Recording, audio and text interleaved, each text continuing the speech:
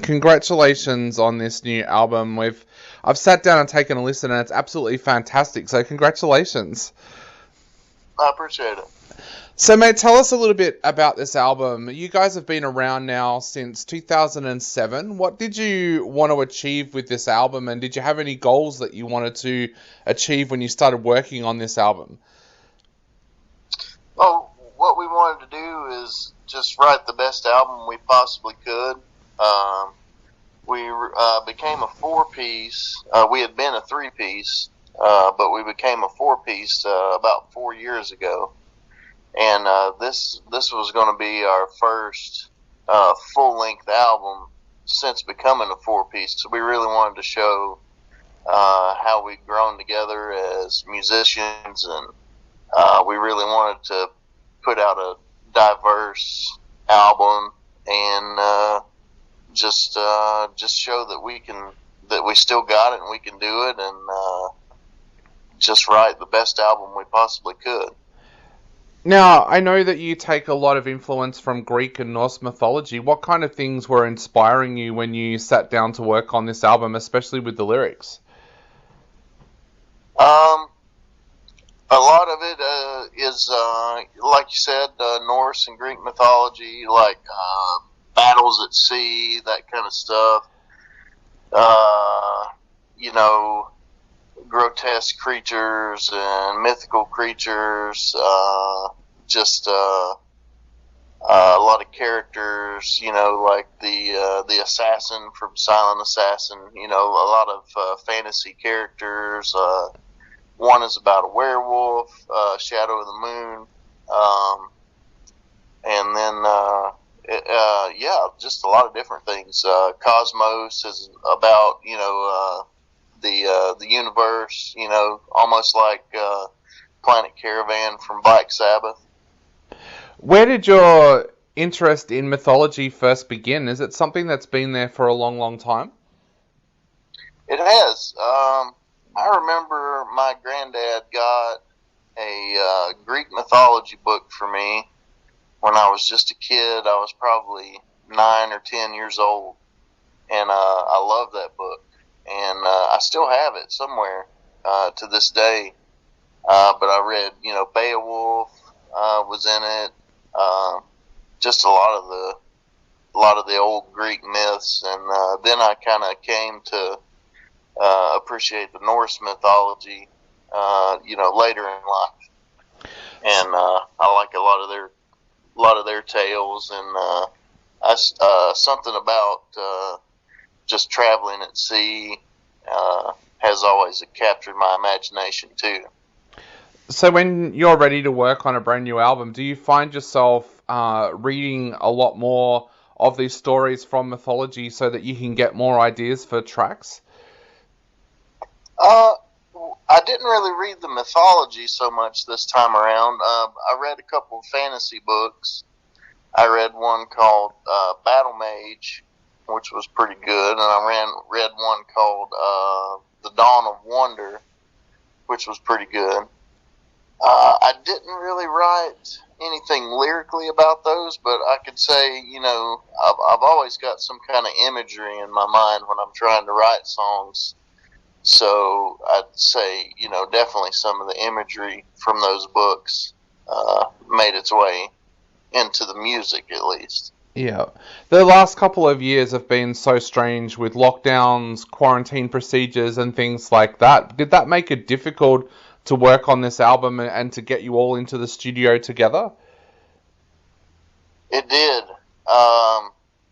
Not so much on the writing process, because we had a lot of that done before COVID hit. But as far as recording, we started recording this album in December of 19. So we missed,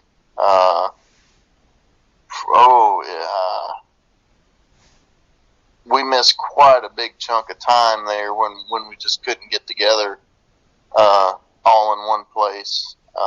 It ended up taking over a year to get everything recorded and get us all in the studio. At one point, you know, there was for the acoustic song at the end of the album, there was a time where 4, 5, 6 of us needed to be in the studio, and we were still a little iffy about even having that many people in close proximity to each other. So it definitely had a big impact on it. What did you do during those periods when you couldn't record? Like, do you go home and do you start working on new tracks for the next album, or what do you do? Because you also couldn't tour, so what kind of things were you doing during that time? Right. That's basically what we did. Is we wrote a lot of riffs. We've got a few songs kind of formed for the next album already. And just tried to stay busy with it, and just kind of keep, as they say, just keep plugging along, and just trying to stay busy with it. But yeah, we do have some good riffs cooked up for the next album already. Awesome. And what's it like there for you now? Are you able to get out and do shows there now? Because here in Australia, or here in Melbourne, I should say, we opened up a couple of weeks ago after 240 days in lockdown, and it opened back up so quickly that one day you couldn't have live shows and the next day you could. Is that how it's been there as well? It seemed that way. It's fairly wide open now. We're having football games and baseball games, and shows are starting to come back.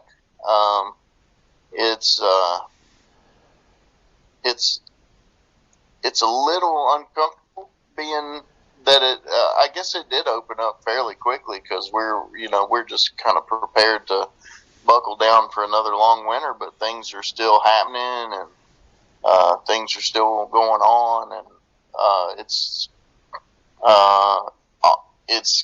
kind of back to normal, but there's still that little bit of worry in the back of your mind, like, I should still be careful and wear my mask everywhere, and Yep. Things like that. Yeah, that's what it's like here too. We still all wear masks when we're on public transport or if we're in a shopping mall or something like that. But I think it surprised everybody just how quickly live music and cinemas and stuff reopened. We were told it was going to take months to reopen properly, and then it just happened overnight. So, yeah, it was a bit of a surprise. But what's your plans now for the future? Are you guys looking to get out to do some shows around the launch of the album as well? Yeah, we definitely want to do some shows. Probably mostly local, regional for now. We'll probably try and do a tour, at least a short one next summer, provided that everything's still open and we can do it. But for now, as long as things don't take a bad turn in the wintertime, we're just hoping to get a few shows in, do an album release party, things like that. And with the riffs that you've got there that you put together when you couldn't get into the studio, will you guys head back into the studio fairly quickly this time around as well? I think we're going to we'll definitely keep working on it for sure. I think we're going to let this album kind of breathe since it's taken so long to bring it to light. I think we're going to let this one kind of run its course for a while, at least several months before we start thinking about getting back into the studio. And but we're always right, always trying to cook up the next good riff. And how can our listeners support you at the moment? If they want to grab a copy of Marauders of the Killing Moon, where can they grab a copy when it's released on November 26th? And do you have merchandise and stuff that our listeners can grab as well? We do. So for the first 30 days, you can grab the album on Electric Talon's Bandcamp page. As far as other merch, you can grab that from temptationswings.bandcamp.com. We've got shirts, we've got our older albums, stickers, patches, beer koozies, Um, that's all on our Bandcamp, and then Electric Talon will have the album for the first 30 days after it's released, and then it will be on our Bandcamp.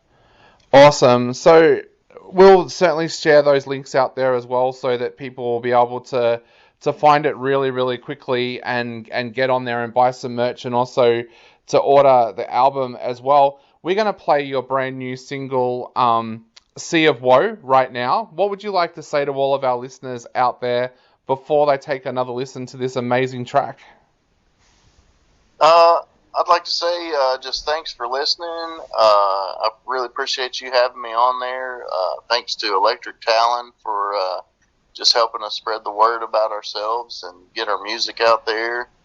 And I would say, just as you listen to this song, just try to imagine you're lost at sea in the dead of night, and all that you can see are the stars around you.